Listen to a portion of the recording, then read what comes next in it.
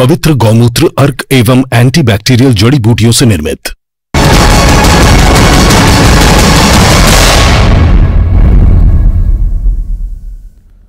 नमस्कार, city eight 9 देख रहे हैं आप। मैं हूं आशीष त्रिपाठी आपके साथ। और ग्वालियर में डेंगू का कहर जारी है। डेंगू के 3 नए मरीज सामने आए हैं। 4 साल के एक बच्चे में भी डेंगू के लक्षण पाए गए। दरअसल जिले में मरीजों का आंकड़ा बढ़ता हुआ अब 143 तक पहुंच गया है और डेंगू के 3 और नए मरीज सामने आने से यह आंकड़ा 143 पहुंच गया है। आपको बता दें कि 4 साल के बच्चे में भी डेंगू के लक्षण पाए गए हैं और ग्वालियर में डेंगू लगातार अपने पांव पसार रहा है। 143 मरीजों का अब तक सामने आना इस बात की तस्दीक कर रहा है, जिसमें एक 4 साल के मासूम बच्चे को भी डेंगू हुआ। ऐसे लक्षण उसमें अब तक पाए जा रहे हैं। डेंगू के 3 नए मरीज अब सामने आए हैं, जिससे यह आंकड़ा बढ़कर 143 पहुंच गया है।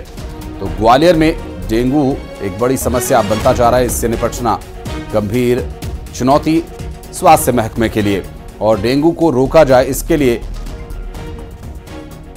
ग्वालियर प्रशासन को अब कदम उठाने होंगे और पूरी मुस्तैदी के साथ इस डेंगू से प्रशासन को लड़ना होगा। फिलहाल आपको बता दें कि ग्वालियर में डेंगू के 143 मामले अब तक सामने आ चुके हैं, जिसमें 4 साल के बच्चे में भी डेंगू के लक्षण पाए गए हैं। मरीजों का आंकड़ा बढ़कर 143 हो चुका है और ग्वालियर में डेंगू के 3 और नए मरीज सामने आए, जिससे बढ़कर आंकड़ा 143 पहुंच गया है। और सुशील कौशिक हमारे सहयोगी इस वक्त जुड़ के हमारे साथ बात करेंगे उनसे। सुशील, एक डेंगू की समस्या गंभीर हो चली है, जहां छोटे बच्चों में भी अब डेंगू के लक्षण दिखाई दे रहे हैं। बिल्कुल, देखिए ग्वालियर चंबल अंचल की अगर बात करें तो अब डेंगू का जो दायरा है वो लगातार बढ़ता जा रहा है। डेंगू के मरीज जो है लगातार सामने आ रहे हैं। कल ही जीआरएमसी की जो लैब की रिपोर्ट आई है, उस रिपोर्ट में 31 जो संदिग्ध सैंपल जांच के लिए भेजे गए थे, उनमें 3 लोगों को डेंगू की पुष्टि हुई है।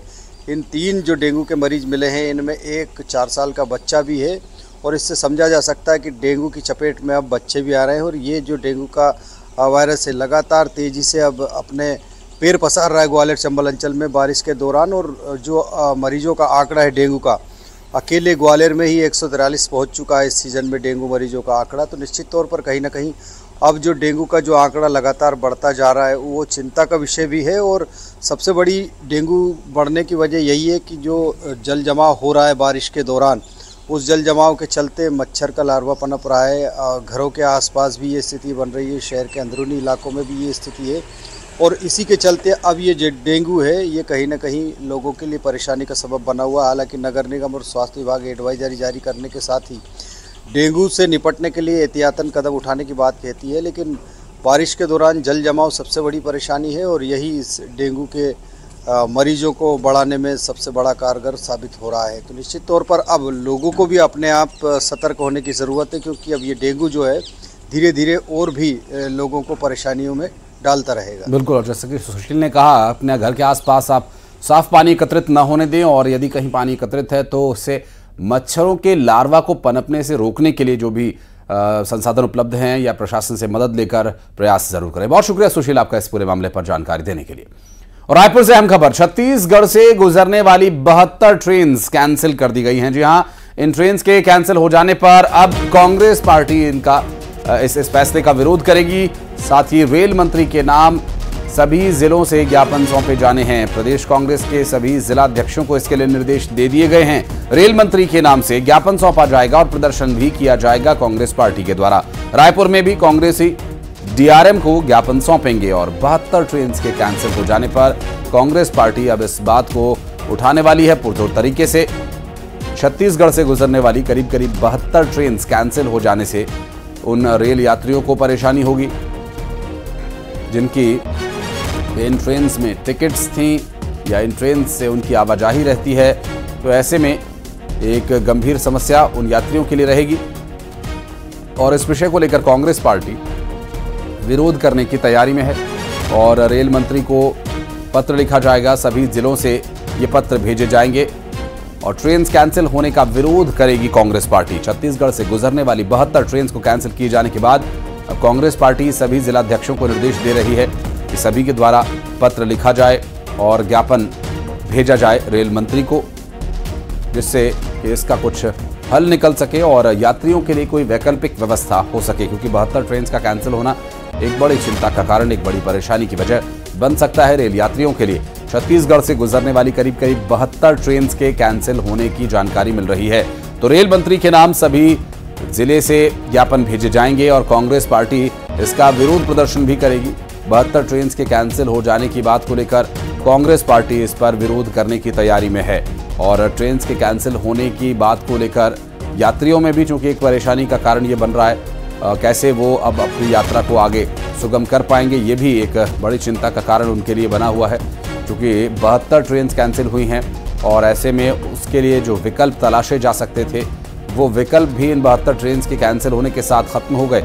और इसके अलावा अब कांग्रेस पार्टी प्रदर्शन करेगी इन 72 ट्रेन के कैंसिल होने के विषय पर कि आखिर ज्ञापन सौंपकर जवाब मांगा जाएगा। तनु वर्मा हमारी सहयोगी जुड़ गए, हमारे साथ बात करेंगे उनसे। तनु, 72 ट्रेन का कैंसिल होना यात्रियों के लिए तो बड़ी परेशानी है ही, अब इस बात को लेकर कांग्रेस पार्टी भी आवाज उठाने वाली है।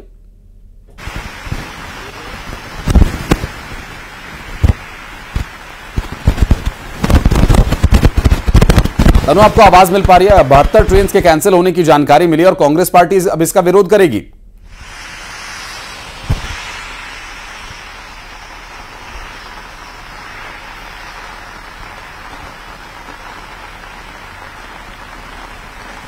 और लगता है संपर्क अभी नहीं हो पा रहा, आवाज नहीं पहुंच पा रही क्योंकि बारिश लगातार हो रही है और इस बारिश में कई बार नेटवर्क की भी समस्या होती है। तो ऐसे में एक बार फिर प्रयास करेंगे बात करने का तनु वर्मा से, लेकिन इस बीच जो जानकारी मिल रही है उसके अनुसार 72 ट्रेन के कैंसिल हो जाने की वजह से यात्रियों को जो परेशानी होगी उस बात को लेकर कांग्रेस पार्टी प्रदर्शन करने की तैयारी में है और कांग्रेस सभी जिलाध्यक्षों को निर्देश दे रही है कि सभी जिलाध्यक्ष अपने अपने स्तर पर रेल मंत्री को पत्र लिखें इसके संबंध में। और ट्रेन का कैंसिल होना एक गंभीर परेशानी यात्रियों के लिए बन सकता है। और जगदलपुर से हम खबर, 4 लोग सनातन धर्म में वापस लौटे हैं। एक ही परिवार के ये 4 लोग हैं जिनकी घर वापसी कराई गई। दरअसल 5 साल पहले इन्होंने ईसाई धर्म अपना लिया था और अब पूरे विधि विधान से पूजा पाठ कर अब इनकी घर वापसी हुई है। सरपंच, ग्राम प्रमुख, पटेल, कोटवार इस दौरान मौजूद रहे। आपको बता दें कि तोकापाल के छापर भानपुरी पंचायत का ये पूरा मामला है।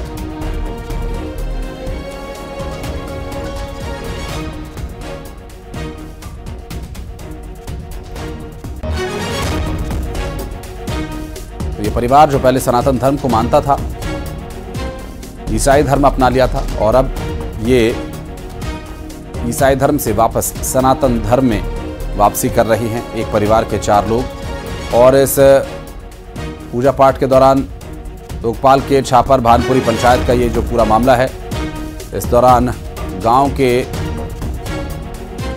ग्राम प्रमुख, पटेल, कोटवार, सरपंच सभी वहां मौजूद रहे।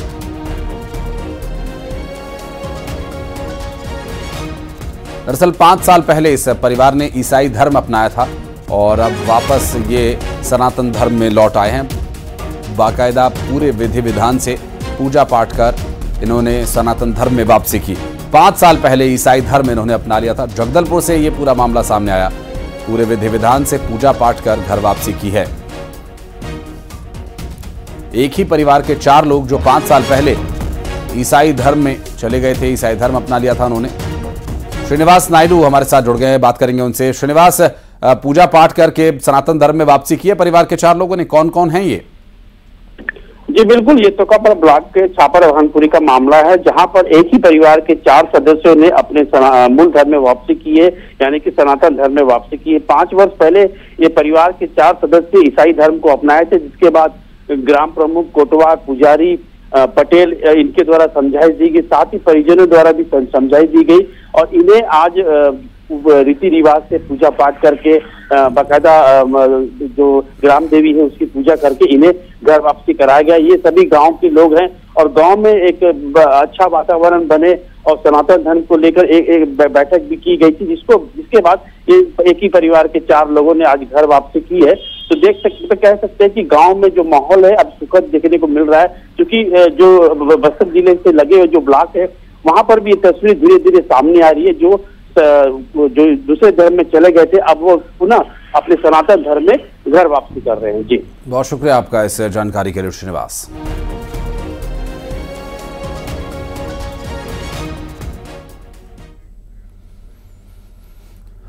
और मुरैना में बेखौफ हुए 3 बदमाशों ने घर के बाहर फायरिंग की और ये फरियादी से टेरर टैक्स मांग रहे थे और पैसे न देने पर बदमाशों ने फायरिंग कर दी। दरअसल फायरिंग का एक वीडियो भी सामने आया बताया जा रहा है। शिकायत के बाद भी मामला दर्ज नहीं हुआ। स्टेशन रोड थाना क्षेत्र के इंदिरा सरोवर का ये पूरा मामला बताया जा रहा है।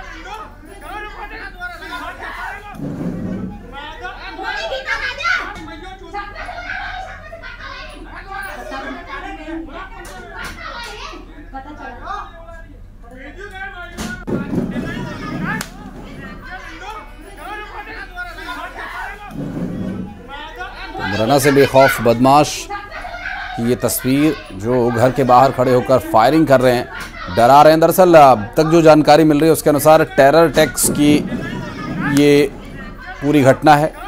अमित शर्मा हमारे सहयोगी जुड़ गए हमारे साथ। अमित, आखिर ये किस तरह की बदमाशी के घर पर पहुंचकर फायरिंग कर रहे हैं, क्या चाहते हैं ये?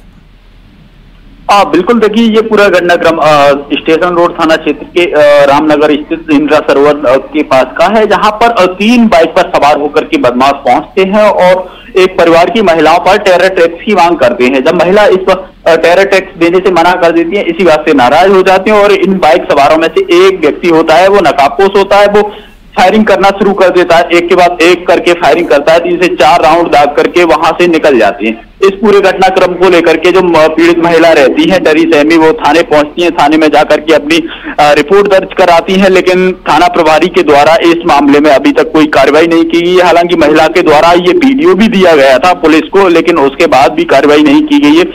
फिलहाल महिला का कहना है कि अगर जो वीडियो में सामने आरोपी दिख रहे हैं वो घर पे फायरिंग कर रहे हैं, टेरर टैक्स की मांग कर रहे हैं, इसके बाद भी पुलिस कार्रवाई नहीं कर रही है, जांच की बात कह रही है, तो आखिर इससे बड़ी बात क्या होगी? अब इससे बड़ा एविडेंस क्या लेके दिया जाए पुलिस को जब कार्रवाई की जाएगी? फिलहाल हालांकि इस पूरे घटनाक्रम को लेकर के न्यूज 18 ने जब थाना प्रभारी से बात की तो उनका कहना है कि जांच की जा रही है और जांच के बाद जो भी दोषी पाया जाएगा उसके खिलाफ कार्रवाई की जाएगी। लेकिन वीडियो सामने आने के बाद अब पुलिस की कार्यप्रणाली पर सवाल खड़े हो रहे हैं और इस तरीके की घटना ये कोई पहली नहीं है, इससे पहले भी चोरी, लूट, डकैती इस तरीके की घटना घटित होती रहती हैं। अभी हाल ही में कोचिंग संचालकों के साथ भी 3 से 4 बदमाशों ने जीवाजीगंज में मारपीट की थी। हालांकि उसको लेकर के अभी बीते रोज कोतवाली पुलिस ने एक बड़ी कार्रवाई भी की है, जिसमें से आधा दर्जन से अधिक बदमाशों को पकड़ा है। लेकिन अब ये जो घटना आई है इसको लेकर के चर्चा हो रही है शहर में। चलिए, बहुत शुक्रिया आपका अमित इस जानकारी के लिए। और बिलासपुर में बीच सड़क पर 2 पुलिस कर्मचारी भिड़ गए। दरअसल आरक्षक विष्णु चंद्रा और सुनील ठाकुर आपस में मारपीट करने लगे। एक दूसरे का कॉलर पकड़कर यह मारपीट हो रही थी, तस्वीरें आपको दिखा रहे हैं, और एक दूसरे को गालियां देते, कॉलर पकड़कर मारपीट करते नजर आए। सिविल लाइन थाना क्षेत्र के जेल रोड पर यह विवाद हो गया। आरोपियों की गवाही को लेकर यह विवाद हुआ था। मौके पर पहुंचे पुलिस अधिकारी ने इस पूरे मामले को शांत कराया।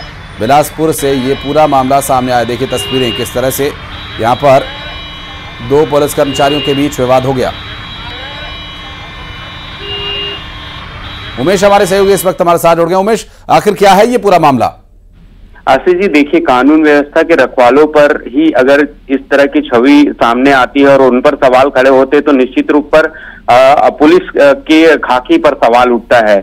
महज सिर्फ इस बात को लेकर इन दोनों सिपाहियों के बीच विवाद हुआ कि गवाही कौन कराएगा लेकर, इसको लेकर विवाद हुआ और विवाद इतना बढ़ गया कि ये बीच सड़क पर ही एक दूसरे को गाली गलौज करते हुए दिखे, मारपीट करते हुए दिखे, जिससे जो आसपास के लोग हैं वो इन पुलिस कर्मियों की जो तमाशा है उसको देखते हुए नजर आए। कहीं ना कहीं ये वीडियो जो है तेजी से वायरल हो रहा है। हालांकि ये जरूर है कि वरिष्ठ पुलिस अधिकारियों ने इस पूरे मामले को संज्ञान में लेते हुए दोनों सिपाहियों को समझाइश दी है, लेकिन कहीं ना कहीं एक बड़ा बड़ा सवाल इसलिए उठ रहा है कि कानून व्यवस्था के रखवालों पर भी ही अगर इस तरीके से बीच सड़क पर मारपीट करते हुए दिखेंगे तो कहीं ना कहीं जो है खाकी पर सवाल उठना लाजमी है। फिलहाल देखना होगा कि क्या कुछ आगे जो आला अधिकारी है इस पूरे मामले को किस तरीके से संज्ञान लेते हैं, क्या इन पर कोई कार्रवाई की जाएगी, यह भी देखने वाली बात होगी। जी स्वाभाविक है। बहुत शुक्रिया उमेश आपका इस पूरे मामले पर जानकारी देने के लिए।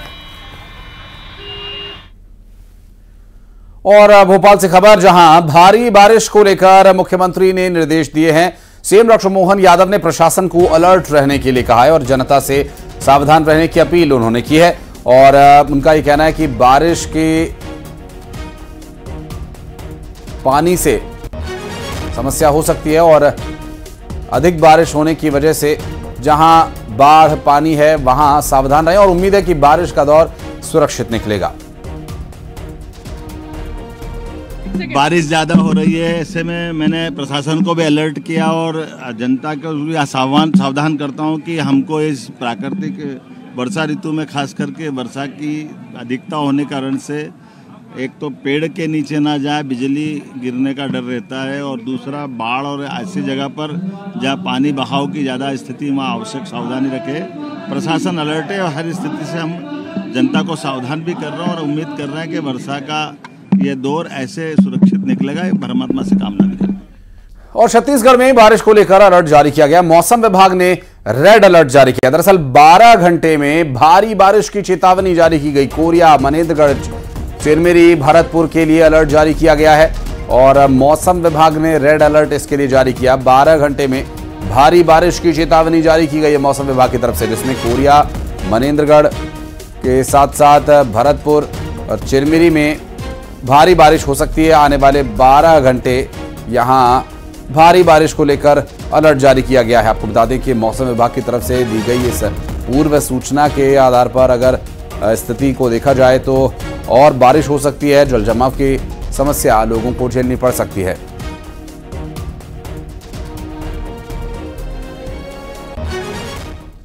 और रायपुर में सुबह से ही झमाझम बारिश हो रही है। बीते 3 घंटे से तेज बारिश का दौर जारी है और कई जिलों में भारी बारिश को लेकर रेड अलर्ट जारी किया गया, जिसमें कोरिया, मनेन्द्रगढ़, चिरमिरी, भरतपुर में रेड अलर्ट जारी किया गया और 4 जिलों में अति भारी बारिश का रेड अलर्ट जारी किया गया और इन जिलों में अति भारी बारिश की चेतावनी भी जारी की गई है। रायपुर में सुबह से ही कभी तेज तो कभी मध्यम बारिश हो ही रही है और ऐसे में अगले 12 घंटे इनके लिए 4 जिलों पर यदि नजर डालें तो 4 जिले इससे ज्यादा प्रभावित रहेंगे। बात करेंगे हमारे सहयोगी तनु वर्मा हमारे साथ लगातार मौजूद हैं। तनु, भारी बारिश का असर रायपुर में भी दिखाई दे रहा है और कहां कहां 12 घंटे के लिए अलर्ट जारी किया गया है?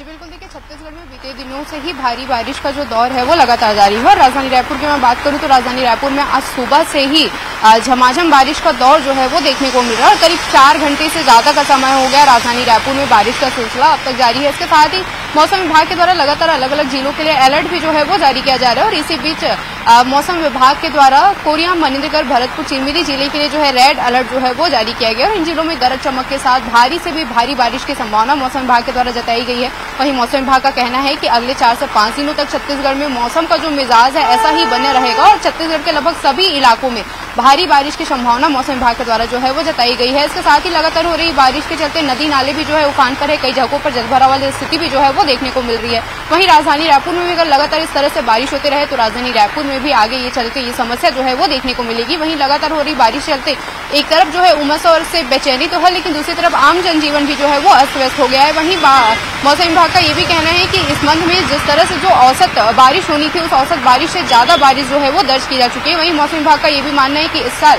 पिछले साल की तुलना में 6% ज्यादा बारिश जो है वो होगी। फिलहाल लगातार बारिश का दौर जो है वो बना हुआ है और इसके आगे भी अभी 4 से 5 दिन तक छत्तीसगढ़ में यही मौसम का मिजाज जो है वो देखने को मिलेगा। जी बहुत शुक्रिया आपका इस पूरे मामले पर जानकारी देने के लिए।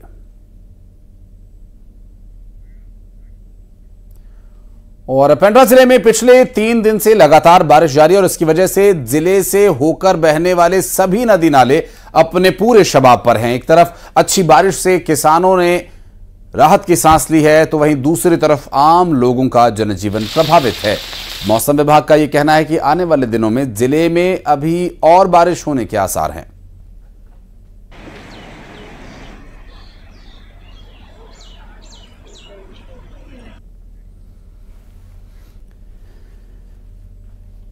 और खबर नर्मदापुरम से, जहां 954.80 फीट पर पहुंच गया नर्मदा जी का जल स्तर। तवा, बरगी, बारना डैम से लगातार पानी छोड़ा जा रहा है। तवा के 5, बरगी के 7 गेट्स खोले गए हैं और निचले इलाकों को प्रशासन ने अलर्ट कर दिया है। दरअसल नपा ने राहत शिविर की भी व्यवस्था की है।